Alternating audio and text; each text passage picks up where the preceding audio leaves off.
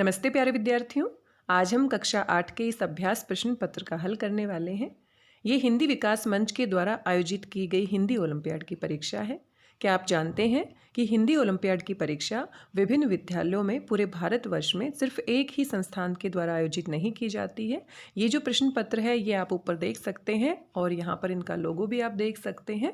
हिंदी विकास मंच के द्वारा आयोजित की गई है। इसी प्रकार से हिंदी ओलंपियाड फाउंडेशन एक संस्थान है जिसके द्वारा भी इस परीक्षा का आयोजन किया जाता है। इसी प्रकार से एक और संस्थान है हिंदी विकास संस्थान, वहाँ से भी इस परीक्षा का आयोजन किया जाता है। और केवल ये 3 ही संस्थान नहीं है बल्कि इनके अलावा भी बहुत सारे ऐसे संस्थान हैं जिनके माध्यम से इस परीक्षा का आयोजन किया जाता है।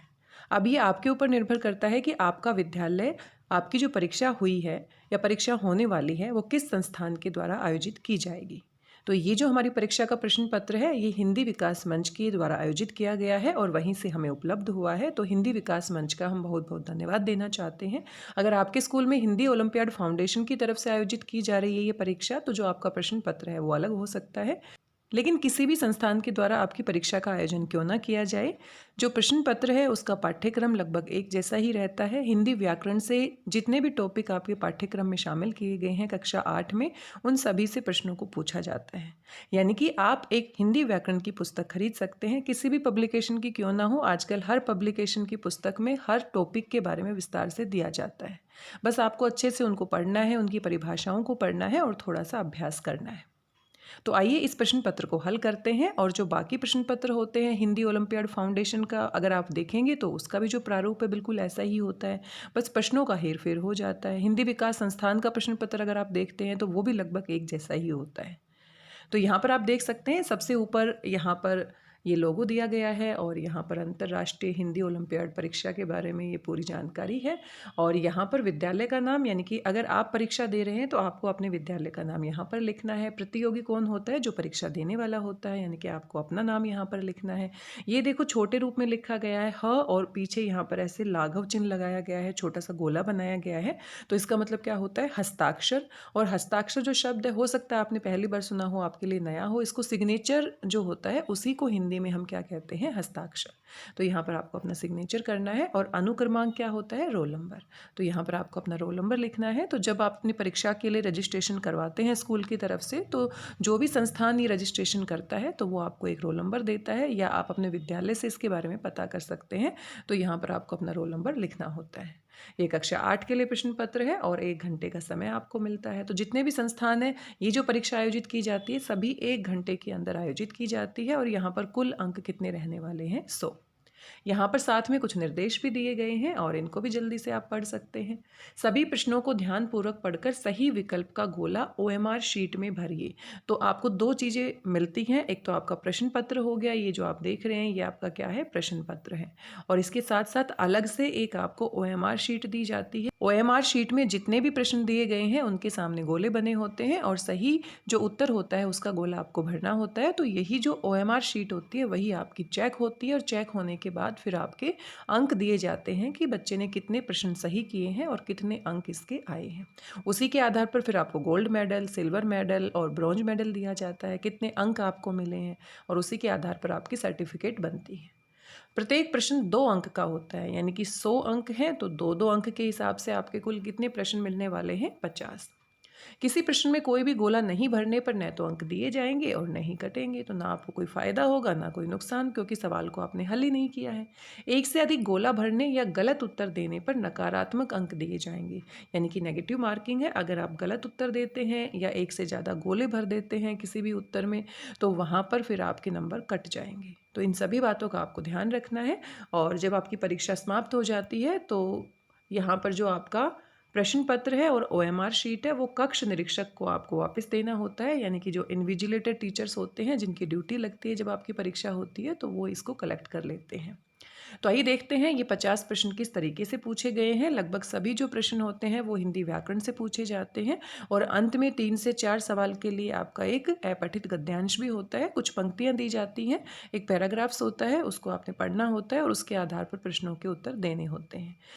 प्यारे विद्यार्थियों, यहाँ पर आप देख सकते हैं हर एक प्रश्न के 3 उत्तर दिए हुए होते हैं और तीनों में से एक सही है, तो सही वाला जो गोला है आपने OMR शीट में भरना होता है।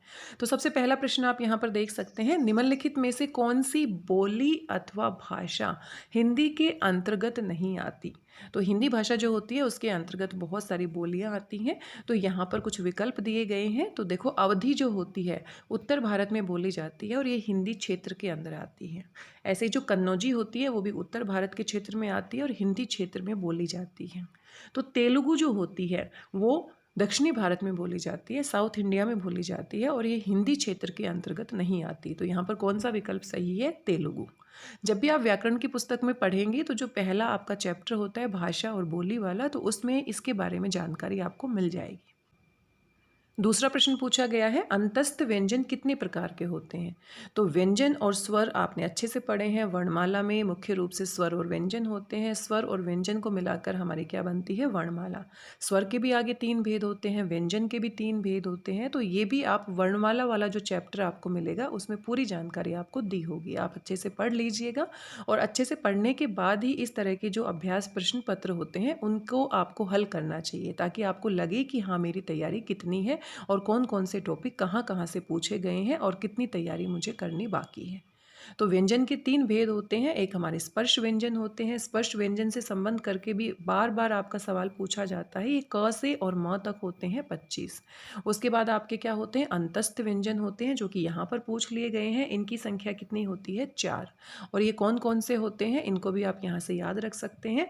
ये हमारा होता है य, र, ल और व। तो ये 4 होते हैं। तो यहाँ पर सिर्फ संख्या पूछी गई है तो 4 आ जाएंगे। अगर ये पूछा जाए, लिखा जाए कि कौन कौन से हैं और जिस विकल्प में य, र, ल, व लिखा है तो वो विकल्प सही हो जाएगा।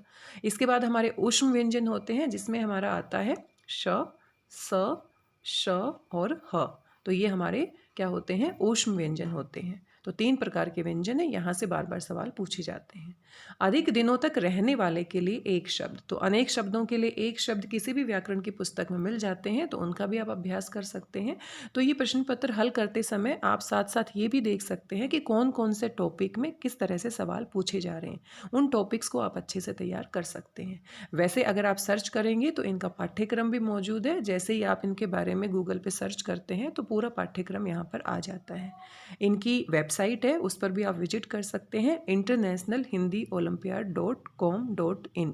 तो वहाँ पर जाकर भी आप इनका पाठ्यक्रम और इनकी वर्कशीट डाउनलोड कर देख सकते हैं।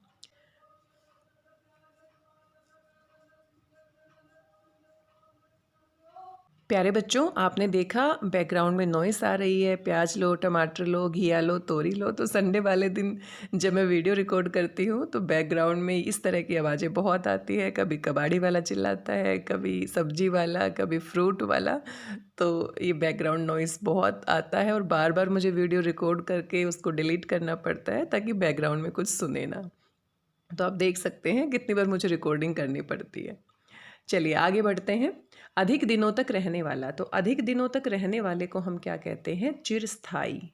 और इसमें हमें क्या करना है कि अगर हमें नहीं भी पता ना तो बाकी विकल्प भी हमें पढ़ने की कोशिश करनी चाहिए। अब मुझे पता था तो मैंने फटाफट बता दिया। चिरस्थायी, चिर होता है लंबे समय तक, अधिक दिनों तक, स्थायी मतलब रहने वाला।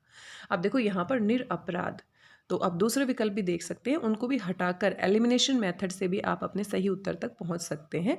आप केबीसी देखते होंगे तो केबीसी में आपने देखा होगा बहुत सारे जो प्रतियोगी होते हैं वो देखते हैं कि ये वाला विकल्प नहीं हो सकता, ये वाला नहीं हो सकता। तो इस वाले विकल्प में डबल डिप हमारी लाइफ लाइन होती है कि 2 में अगर संभावना है तो अब इसी तरीके से आप भी कर सकते हैं। कभी कभी अगर आपको सही उत्तर सीधा नहीं पता तो आप थोड़ा समय लेके ध्यान से पढ़कर कर सकते हैं। तो यहाँ पर क्या है? निरपराध। निरपराध, अपराध क्या होता है? अपराध कोई गलत कार्य होता है और निरपराध मतलब उसके बिना। निरपराध तो ये हो नहीं सकता क्योंकि अधिक दिनों तक रहने वाले के बारे में पूछा गया है। और यहाँ पर है अश्रत पर्व। अब जो पर्व होता है, पर्व क्या होता है? त्योहार से संबंधित होता है। तो इस तरीके से अगर आपका पूरा उत्तर आपको नहीं भी पता तो भी आप अपने सही तक पहुँचने की कोशिश कर सकते हैं। तो यहाँ पर सबसे सही विकल्प कौन सा है? दूसरा। इनमें से कौन सा शब्द जातिवाचक संज्ञा से भाववाचक संज्ञा बनाया गया है? तो जातिवाचक संज्ञा और भाववाचक संज्ञा दोनों आपको पता है। कई बार हम प्रश्न को पढ़ते हैं और हमें लगता है कि हमें समझ में नहीं आ रहा, लेकिन आप दोबारा से पढ़िए। जो जो चीज़ आपको पता है उसके आधार पर आप देखिए कि मैं किस तरीके से हल कर सकता हूँ। इनमें से कौन सा शब्द जातिवाचक संज्ञा था पहले और फिर उससे क्या बना, भाववाचक संज्ञा।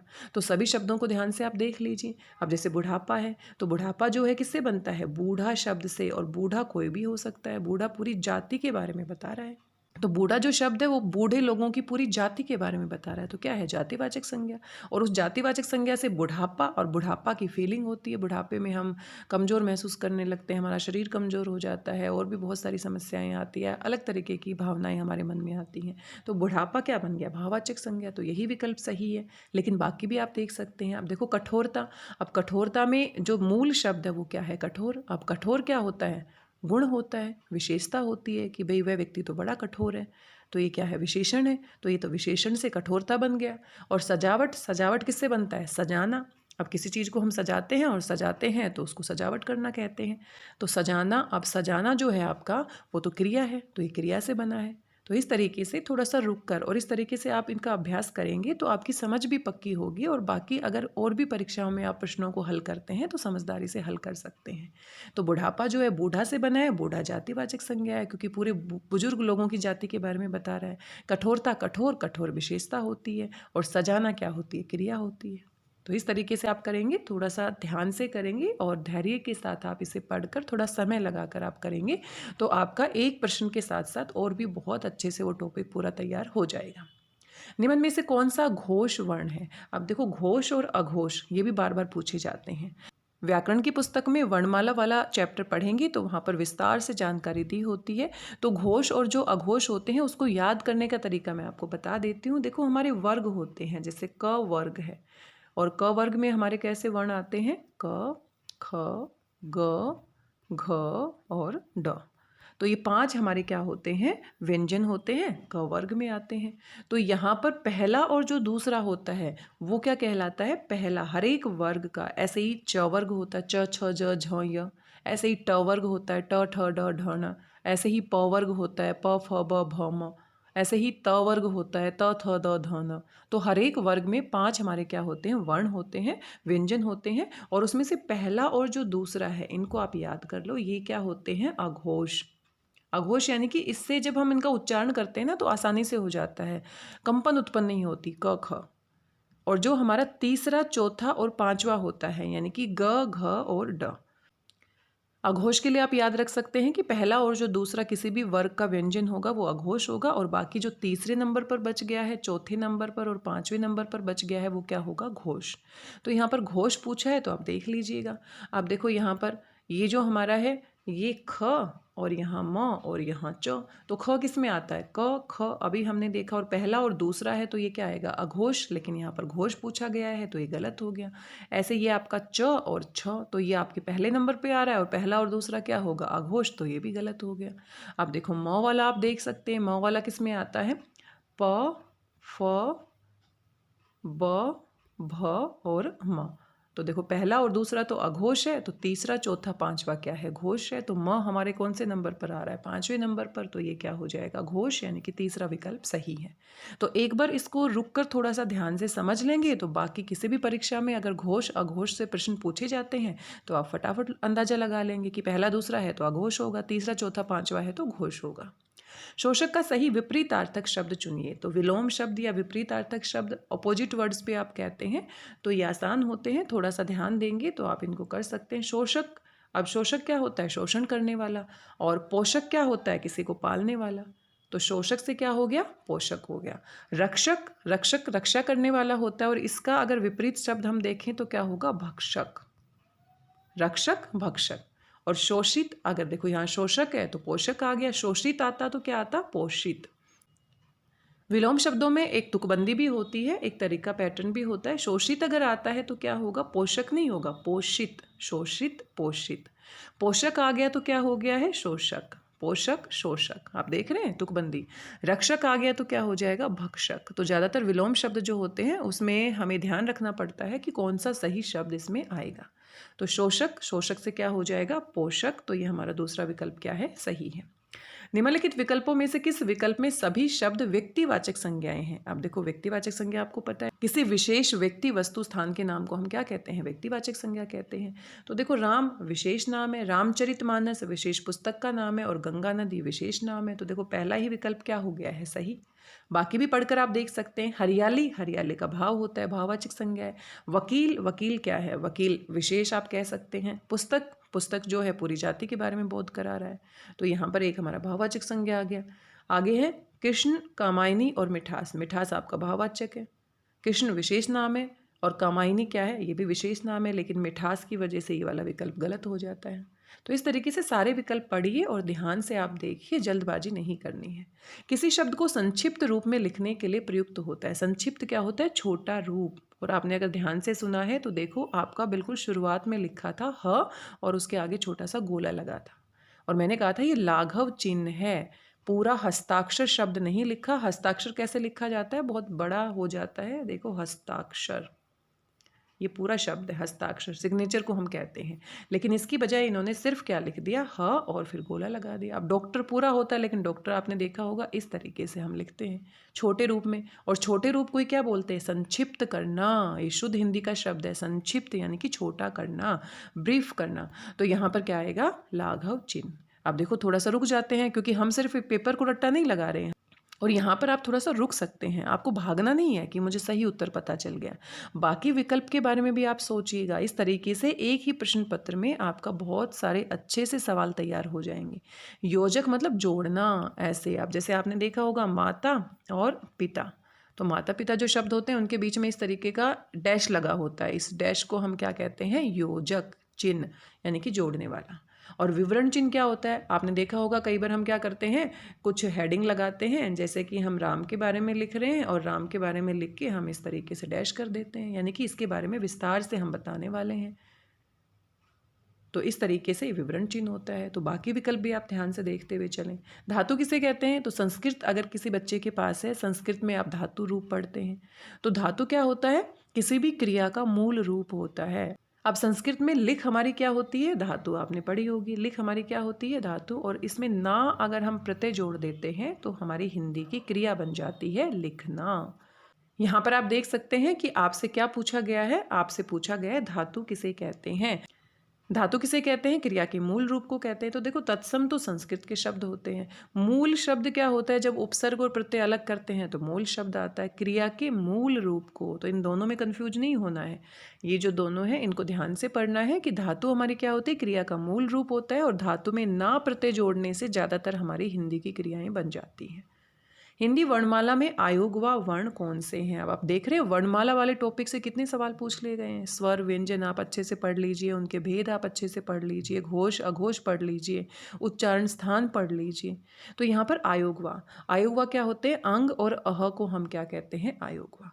छोटा ऊ बड़ा ऊ तो स्वर में आते हैं, आ भी स्वर में आते हैं, तो ये हमारा क्या है? आयोगवा। अब देखो यहाँ पर ऊंचाई लिखा गया है, ऊंचाई नहीं है ऊंचाई। ऊंचाई का उचित अनुनासिक रूप। अब देखो अनुनासिक हमें पता होना चाहिए। अनुनासिक में क्या लगता है? चंद्रबिंदु। तो ऊंचाई में चंद्रबिंदु कहाँ पर लगेगा? ऊंचाई में चंद्रबिंदु ऊ के ऊपर लगेगा, ऊंचाई। तो दूसरा विकल्प क्या है? सही है। रोहन ने खेलकर दूध पी लिया। इस वाक्य में खेलकर कौन सी क्रिया है? वह पढ़कर सो गया, वह टीवी देखकर गाना गाने लगा। तो इस तरह के जो वाक्य होते हैं इसमें एक काम पूरा हो चुका होता है। रोहन ने खेल कर, यानी कि खेलने का काम पूरा हो चुका है, और दूध पी लिया, उसके बाद दूध पी लिया, दूसरी क्रिया हुई।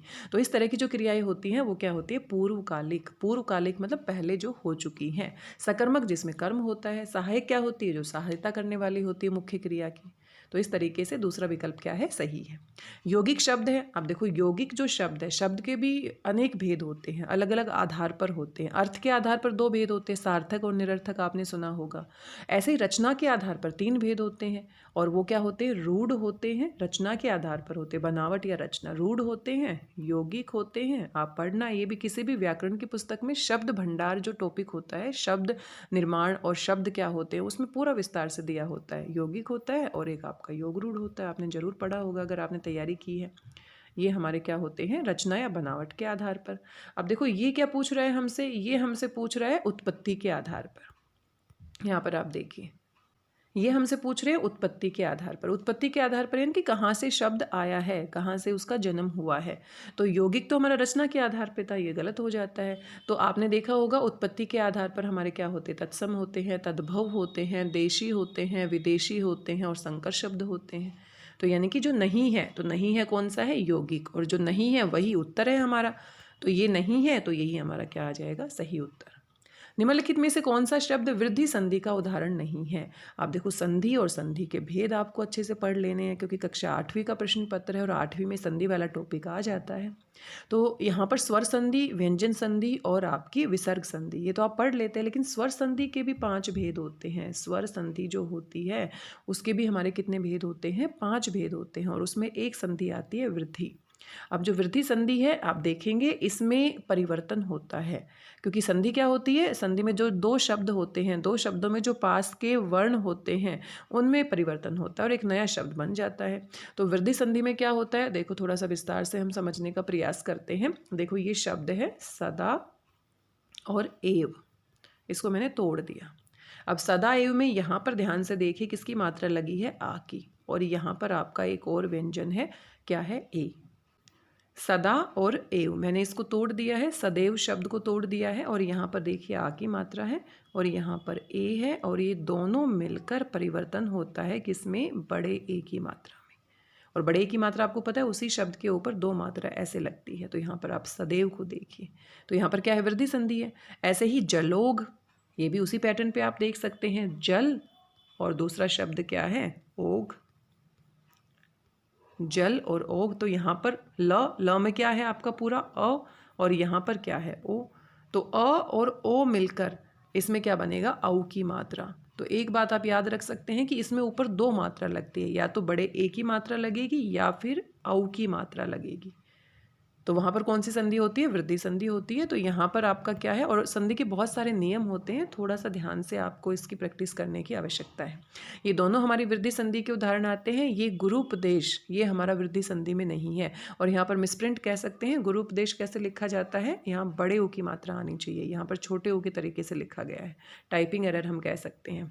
तो गुरूपदेश आपका जो शब्द है ऐसे लिखा जाना चाहिए, ये अशुद्ध है, टाइपिंग एरर है। और इसको हम कैसे ब्रेक करेंगे, अब देखो आप बोल कर देखिए, गुरु। अब देखो ये गुरु जो आएगा ना, इसमें छोटे उ की मात्रा आती है, और ये उपदेश। लेकिन जब नया शब्द बन जाएगा, नए शब्द को ध्यान से देखिए, इसमें किसकी मात्रा है, छोटे ऊ की, और ये भी छोटा ऊ है। छोटा ऊ मिलकर बड़ा ऊ बन जाता है, दीर्घ बन जाता है। तो यहाँ पर कौन सी स्वर संधि है, दीर्घ स्वर संधि, दीर्घ स्वर संधि। तो जो बच्चे स्वर संधि को पढ़ चुके हैं तो शायद वो मेरी बात को समझ रहे होंगे, जिन्होंने नहीं पढ़ी है तो वो आप पढ़कर देख सकते हैं। तो देखो यहाँ पर बड़ा ऊ बनना चाहिए, दीर्घ स्वर संधि का उदाहरण है। तो देखो टाइपिंग एरर हमें पता चल गई ना, क्यों, क्योंकि थोड़ा समझ के हम करते हैं। तो यहाँ पर देखो गुरु तो ठीक है, लेकिन जब गुरूपदेश लिखेंगे तो छोटे ऊ की मात्रा नहीं आती, बड़े ऊ की मात्रा आती है। तो यहाँ पर क्या है, तो इस तरीके से जो हमारा बड़ा ऊ दीर्घ, तो यहाँ पर दीर्घ स्वर संधि का उदाहरण है, यहाँ पर वृद्धि संधि का उदाहरण नहीं है। अनुनासिक व्यंजन होते हैं, तो अभी अभी देखो हमने बात करी, अनुनासिक व्यंजन होते हैं, तो अभी अभी हमने देखो बात की थी कि भाई अनुनासिक में चंद्र बिंदु आता है, और चंद्र बिंदु आता है तो ये देखो वर्ग के प्रथम अक्षर क होता है, च होता है, त होता है, तो इसमें चंद्र बिंदु नहीं लगता। वर्ग के तृतीय, तो वर्ग आपको समझ में आ रहा है ना, क वर्ग होता है जिसमें 5 आपके क्या होते हैं व्यंजन, क वर्ग होता है, च वर्ग होता है, तो इसको वर्ग बोलते हैं। और हर एक वर्ग में कितने होते हैं, आपके 5 व्यंजन होते हैं। तो ये देखो तीसरा भी नहीं होता। 5वां जो अक्षर होता है, अब देखो चंद्र बिंदु जो होता है उसमें 9 की साउंड आती है, तो यहाँ पर जो पंचम अक्षर होता है वो क्या होता है, अनुनासिक व्यंजन के रूप में प्रयोग किया जाता है, बिंदु के रूप में, चंद्र बिंदु के रूप में आप उसका प्रयोग करते हैं, जिससे वर्तमान काल में कार्य की पूर्ण सिद्धि का बोध होता है। पूर्ण सिद्धि का मतलब क्या होता है, कार्य पूरी तरह से पूरा हो चुका है, उसे कहते हैं। तो वर्तमान काल में क्या है, सामान्य तरीके से काम पूरा हो रहा है। तात्कालिक वर्तमान काल में क्या होता है, अभी अभी होता है। और पूर्ण वर्तमान काल में पूर्ण सिद्धि, काम पूरा हो चुका है, प्रेजेंट परफेक्ट टेंस आप इसे कह सकते हैं। तो यहाँ पर ध्यान से थोड़ा सा पढ़ना है, तो काल और काल के भेद भी आप तैयार कर सकते हैं, वहाँ से भी सवाल पूछे जा रहे हैं। जिससे क्रिया की समाप्ति के समय का स्पष्ट बोध होता है कि क्रिया को समाप्त हुए काफ़ी समय बीत गया है, तो यानी कि पूरी तरह से क्रिया समाप्त हो चुकी है। तो अभी देखो पूर्ण वर्तमान काल था, तो ऐसे ही क्या हो जाएगा, पूर्ण भूतकाल। सामान्य भूतकाल, भूतकाल यानी कि पास्ट टेंस, तो सामान्य तरीके से पास्ट में काम हुआ है। पास्ट इंडेफिनिट टेंस भी आप इसे कह सकते हैं। आसन भूतकाल यानी कि अभी अभी निकट भूतकाल में काम हुआ है। और पूर्ण भूतकाल यानी कि काम पूरा हो चुका था। रवि से पुस्तक पढ़ी जाती है, ये वाक्य किस वाच्य का है? तो वाच्य परिवर्तन से सवाल पूछे जा रहे हैं। तो रवि से पुस्तक पढ़ी जाती है, तो पुस्तक यहाँ पर कर्म है और जो इसका तरीका है किस तरीके से है, कर्म वाच्य से पुस्तक पढ़ी जाती है। जैसे वॉइस आप पढ़ते हैं इंग्लिश में, ऐसे ही आपका क्या होता है, हिंदी में वाच्य होता है। रवि पुस्तक पढ़ता है, ये क्या है, कर्म वाच्य है, एक्टिव वॉइस है। और इसका पैसिव वॉइस में चेंज करते हैं तो क्या होता है, रवि से पुस्तक पढ़ी जाती है। बच्चों से खेला जाएगा, ये किस वाच्य का उदाहरण है? तो बच्चों से खेला जाएगा, तो ये क्या है, भाव वाच्य, यहाँ पर कर्म नहीं है। धोखा देने वाला साथी के लिए किस मुहावरे का प्रयोग होता है? तो धोखा देने वाले के लिए हम क्या करते हैं, आस्तीन का सांप। आस्तीन क्या होता है, गोद होती है हमारी, तो गोद में ही सांप, यानी कि इतना पास हमारे है कोई दोस्त और लेकिन वो हमारा दुश्मन है, धोखा देने वाला है। ईद का चांद होना क्या होता है, बहुत दिनों बाद जब कोई दिखाई देता है। ईंट से ईंट बजाने का मतलब क्या होता है, युद्ध भूमि में बिल्कुल ईंट से ईंट बजा देना, यानी कि बहुत ही बहादुरी से लड़ना, हरा देना किसी को।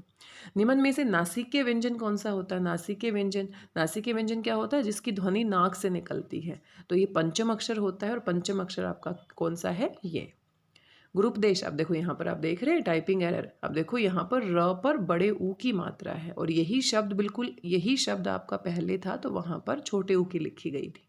गुरुपदेश का उचित संधि विच्छेद होगा, तो देखो ये पहले ही विस्तार से मैं बात कर चुकी हूँ, गुरु और उपदेश। अब देखो ये गलत है, क्योंकि हमें लगेगा गुरुपदेश है तो देखो बड़े ऊ की मात्रा है, नहीं। जब गुरु शब्द लिखते हैं तो छोटे ऊ की मात्रा लगती है और उपदेश को मिलाकर संधि के प्रभाव से परिवर्तन होता है, तो गुरुपदेश में बड़ा ऊ लगता है। तो ज़्यादातर बच्चों को लगेगा ये वाला सही है, लेकिन ये बिल्कुल ही गलत है, क्योंकि संधि में नियम होते हैं प्यारे विद्यार्थियों। तो यहाँ पर पहला विकल्प सही है। और गुरपदेश, तो ये तो देखो हथौड़ा मार के तोड़ दिया है, गुर और पदेश यानी कि दो टुकड़ों में तोड़ दिया है, ऊ को भगा दिया है, तो ये तो बिल्कुल ही गलत है। मोहन सबके लिए आइसक्रीम लाया, कारक चुनिए। तो देखो सबके लिए, संप्रदान के लिए, तो ये आपका क्या हो जाएगा, संप्रदान। वैसे इसको थोड़ा सा और स्पष्ट करके देना चाहिए था, यहाँ पर आइसक्रीम लाया, क्या लाया, आइसक्रीम। आइसक्रीम क्या है, कर्म, तो ये देखो यहाँ पर कर्म भी हो सकता है, लेकिन यहाँ पर सीधा सीधा क्या है, संप्रदान। जिसका जन्म पहले हुआ हो, तो जो पहले पैदा होता है उसको हम बड़ा कहते हैं, अग्रज। बड़े भाई को क्या कहते हैं, अग्रज। अग्र मतलब आगे, पहले जन्म लेने वाला। और अनु क्या होता है, पीछे। अनुज क्या होता है, छोटे भाई को कहते हैं। और वरिष्ठ क्या होता है, वरिष्ठ नागरिक आपने सुना होगा, सीनियर सिटीजन आपने सुना होगा, जो उम्र में बड़ा होता है। मूल्य कीमत है तो मूल है, तो मूल्य जो है उसका मतलब क्या होता है, कीमत होता है। और मूल जो है उसका अर्थ क्या होता है, मूल, जड़ को हम कहते हैं, पेड़ को नहीं कहते, किनारे को भी नहीं कहते। मूल का मतलब क्या होता है, जड़। 15 दिन में एक बार होने वाला, तो 15 दिन में एक बार होने वाला क्या होता है, पाक्षिक। और वैसे भी अगर आपको नहीं पता तो देखो एलिमिनेशन मेथड भी आप लगा सकते हैं। दैनिक क्या होता है, दिन में एक बार होने वाला। मासिक क्या होता है, मास यानी कि महीने में एक बार होने वाला, तो बच गया कौन सा, पाक्षिक। नागरिक में सही प्रत्यय होगा, तो देखो नगर, नगर में रहने वाला नागरिक होता है नगर। और छोटा, देखो र पे छोटी की मात्रा है, तो छोटा ई और क, तो नागरिक, नगर और इक, नगर में रहने वाला, तो ये पहला विकल्प क्या है, सही है। भाई बहन में समास का सही भेद चुनिए, तो देखो भाई और बहन के बीच में डैश आप देख रहे हैं, इसकी बात हम कर रहे थे, ये योजक चिन्ह है। और समास, समास वाला टॉपिक, संधि वाला टॉपिक, अभी दोनों टॉपिक यहाँ से सवाल पूछे जा रहे हैं, आपको तैयार करने होंगे। तो भाई और बहन जब जोड़े के रूप में दो शब्द आते हैं और ज़्यादातर शब्दों के बीच में योजक चिन्ह लगा हुआ होता है, तो ये क्या है, जोड़े के रूप में, तो ये क्या होता है आपका, द्वंद्व समास। द्विगु में क्या होता है, संख्यावाची, जैसे चौमासा हो गया, 4 महीनों का समूह, तो इसमें पहला पद क्या होता है, संख्यावाची। और तत्पुरुष क्या होता है, तत्पुरुष का जब हम इसका विभक्ति, तत्पुरुष के मुख्य रूप से 6 भेद होते हैं, जब हम इनको अलग से इसका विग्रह करते हैं तो बीच में किसी ना किसी कारक की विभक्ति लगती है। राकेश निबंध लिखता है, क्रिया का प्रकार बताइए। तो राकेश लिखता है और क्या लिख रहा है, निबंध। निबंध यहाँ पर किसका काम कर रहा है, कर्म का। तो जहाँ पर कर्म होता है वो क्या होता है, सकर्मक क्रिया। जहाँ पर कर्म होता है वो सकर्मक क्रिया होती है। कंचन घर जाएगी, वाक्य भेद है। कंचन घर जाएगी, तो साधारण तरीके से बात बताई जा रही है कि भाई विधानवाचक वाक्य है। कंचन घर जाएगी साधारण सा वाक्य है, विधानवाचक है। संदेह, यहाँ पर किसी प्रकार का कोई संदेह नहीं है, इच्छा भी प्रकट नहीं की जा रही।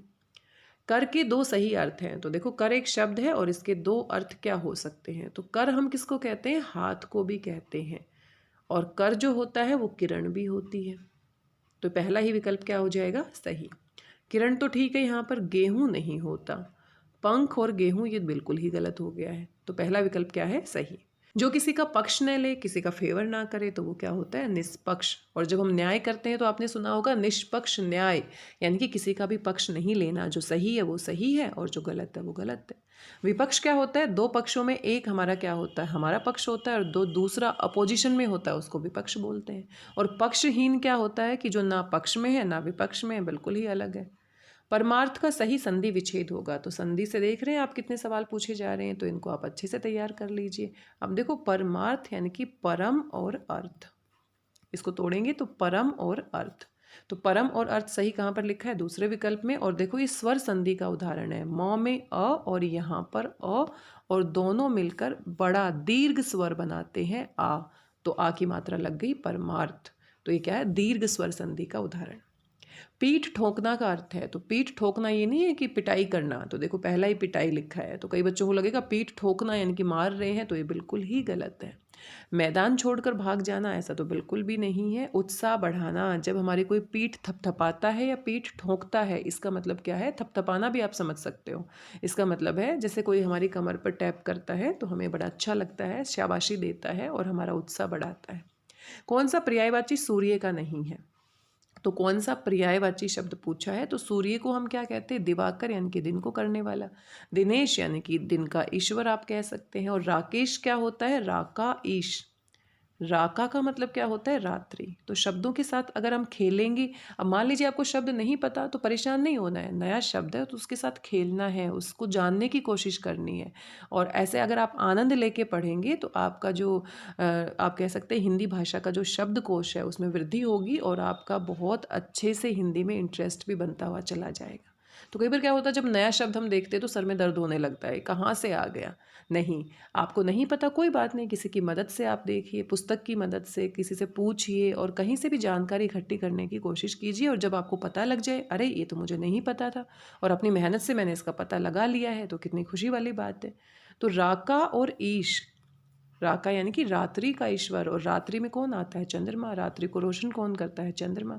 तो राकेश किसके लिए प्रयोग किया जाता है, राकेश चंद्रमा के लिए प्रयोग किया जाता है। दिनेश और दिवाकर किसके लिए प्रयोग किया जाता है, दिन के लिए।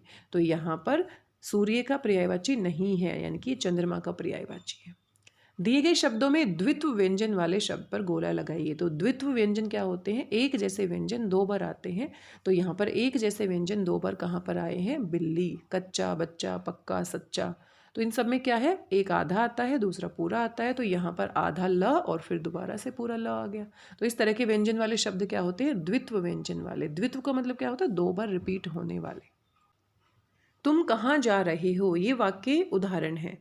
तो देखो तुम कहाँ जा रहे हो सवाल पूछा जा रहा है और तुम के ऊपर फोकस है। तो सर्वनाम पदबंध, तुम क्या है आपका सर्वनाम, तुम कहाँ जा रहे हो। सही शब्द चुनिए। तो ये देखो इतना महत्वपूर्ण शब्द है, तो बार बार परीक्षाओं में पूछा जाता है उज्ज्वल, और हमें लगता है ये वाला उज्ज्वल सही है, लेकिन ये उज्ज्वल बिल्कुल सही नहीं है। उज्ज्वल में आप रट्टा लगा लीजिए, ध्यान रखिए हमेशा, बार बार बहुत सारी परीक्षाओं में पूछा जाता है दोनों ज क्या आते हैं, आधे।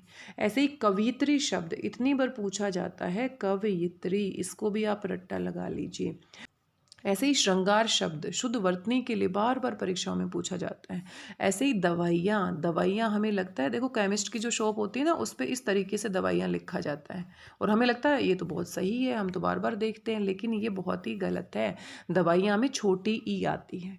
तो इस तरीके के जो हमारे शब्द होते हैं बार बार परीक्षाओं में पूछे जाते हैं, तो इनको हमें ध्यान रखना है। उज्ज्वल में क्या आएगा, दूसरा विकल्प सही है।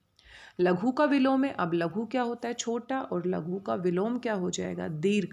दीर्घ स्वर संधि, दीर्घ स्वर संधि अभी हम बात कर रहे थे, बड़े स्वर की बात कर रहे थे।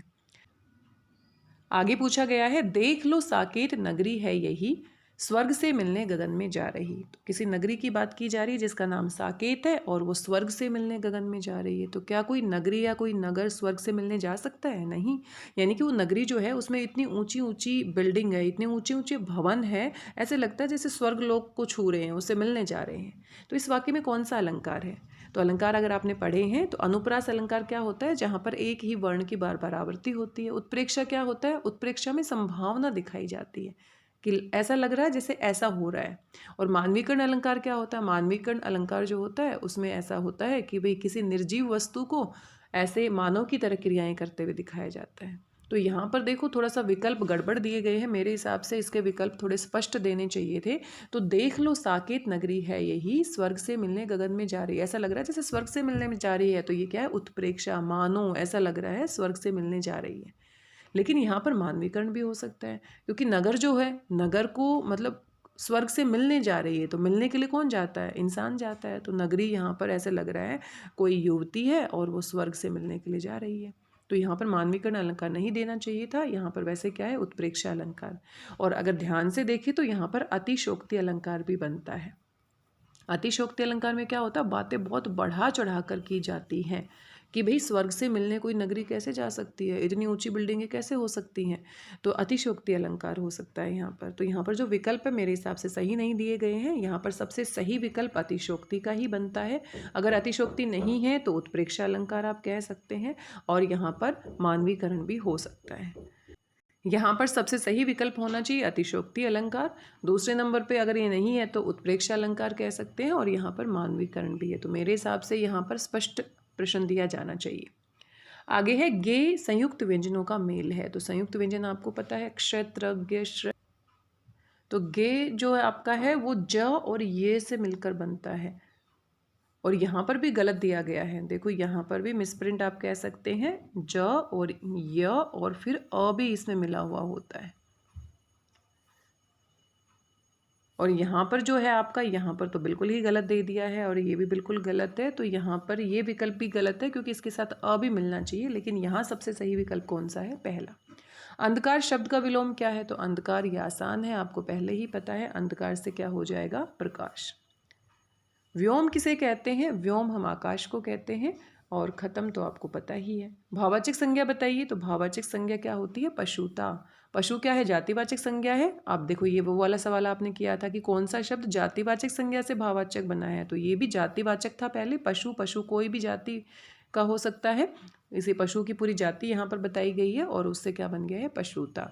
सफल, सफल आपका यहाँ पर भाव नहीं है, और सिलसिला भी यहाँ पर भाव नहीं है।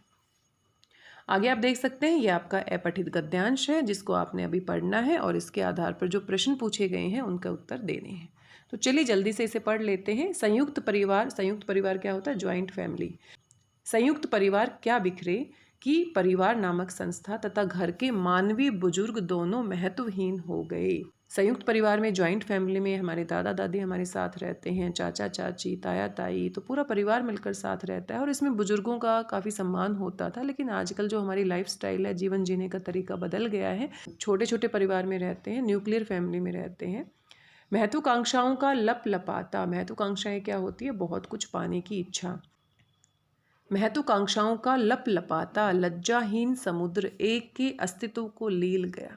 लील गया यानी कि उसको पूरी तरह से निगल गया, खत्म कर दिया। और दूसरे के सम्मान को, अपने रोजगार को ढूंढने, जीवन स्तर को उच्च कोटि का करने तथा भौतिक सुखों की चाह में परिवार के घटक टूट कर इधर उधर बिखरने लगे।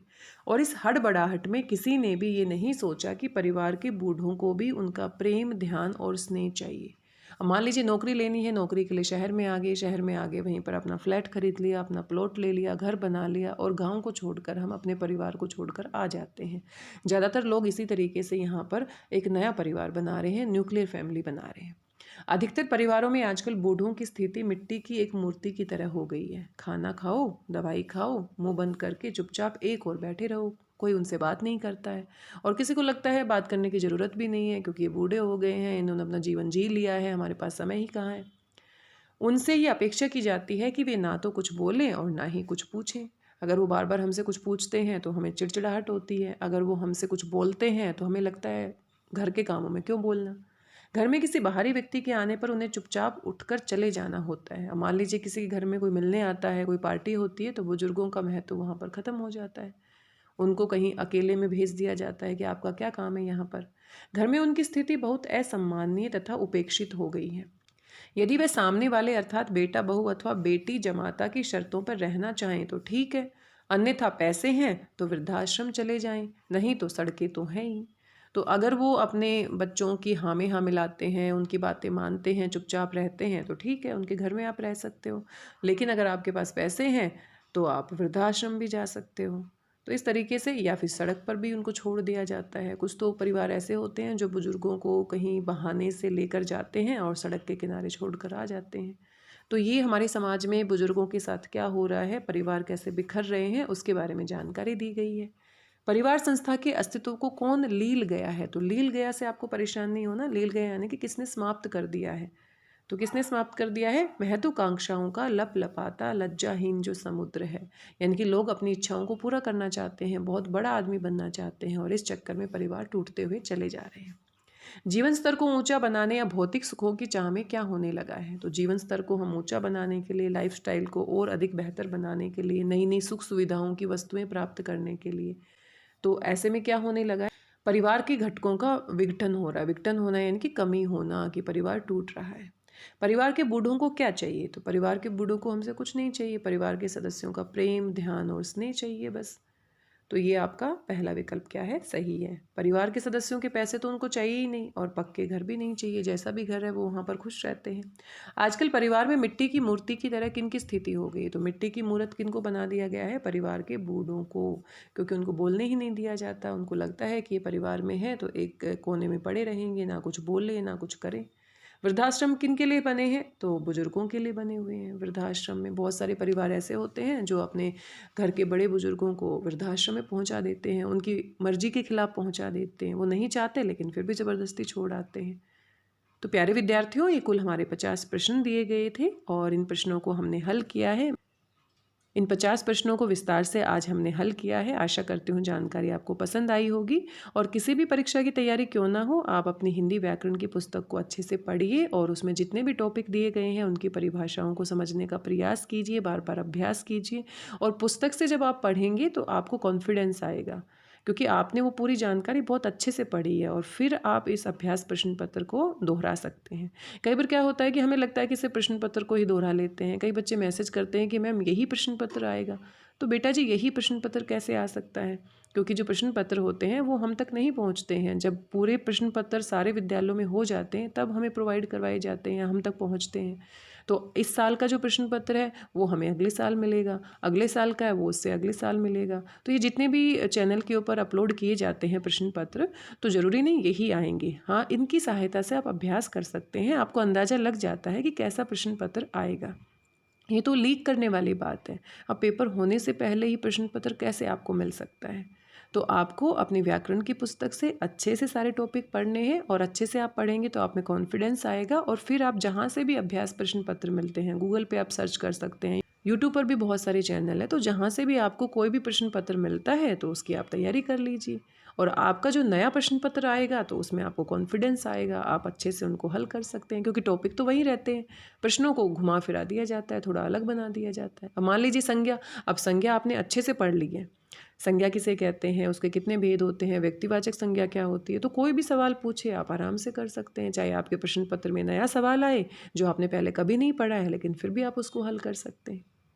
प्यारे विद्यार्थियों, आज के लिए बस इतना ही। मिलते हैं एक नए वीडियो में किसी नई महत्वपूर्ण जानकारी के साथ। तब तक स्वस्थ रहिए, व्यस्त रहिए, मस्त रहिए और खुश होकर अभ्यास करते रहिए। आपकी आने वाली परीक्षाओं के लिए बहुत बहुत शुभकामनाएं। धन्यवाद, बहुत बहुत धन्यवाद।